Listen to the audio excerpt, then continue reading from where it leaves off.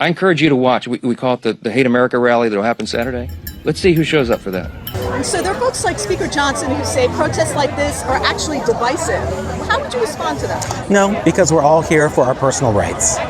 That's the one thing we're here for. So whether you're a Democrat, a Republican, independent, it doesn't matter. You want your personal freedoms that our Constitution gives us. And so that's what we're here today protecting. I bet you see pro-Hamas supporters. I bet you see Antifa types. I bet you see the Marxists in full display, the people who don't want to stand and defend the foundational truths of this republic. What change would you like to see? Our number one change is to see our government open. We want to see it come back to work. We want to see the elected officials from all states in their position. And so we also then that'll give us the opportunity to then see the Epstein files. So it's kind of like a win-win-win. But Speaker Johnson needs to be vacated from that seat. And so let's make that happen. Okay, and let me just pull back so I can Yes. take a look at your... Thank you. This is what Antifa looks like. Everyday people that like you and me, that love Bluey. And we do. And that's what we're here doing every single day. And we'll continue to come in every morning and tell the American people the plain and simple facts.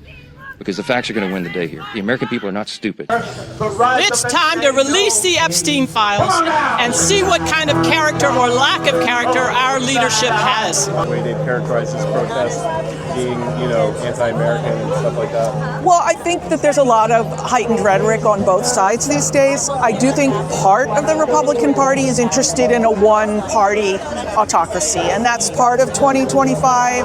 And I think it's been coming down the pipe really since Reagan. There's a very conservative faction of our country that has set up think tanks, and they've been creating propaganda for over 30 years, and it's a perfect storm with social media.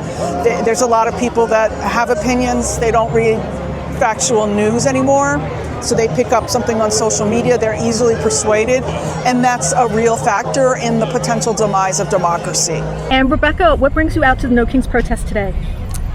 I believe in freedom. I believe in freedom of speech and freedom of rights and for the freedom of health and health for my family and children.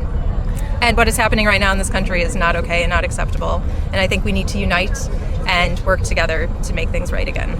Now, the Republican Speaker of the House said that this was un-American, it was going to be violent. Have you seen anything un-American or violent today? Absolutely not. There has been no violence. This has been completely no violent protest. Yes. They're trying to say the protesters are violent, whatever, but then you're dressed up as a squirrel? Isn't it such a really interesting antidote for someone to say that it's anti-American to bring this kind of whimsy to it? That's what I think is really effective, is that as we are inflatable, we are deflating the other argument, I think.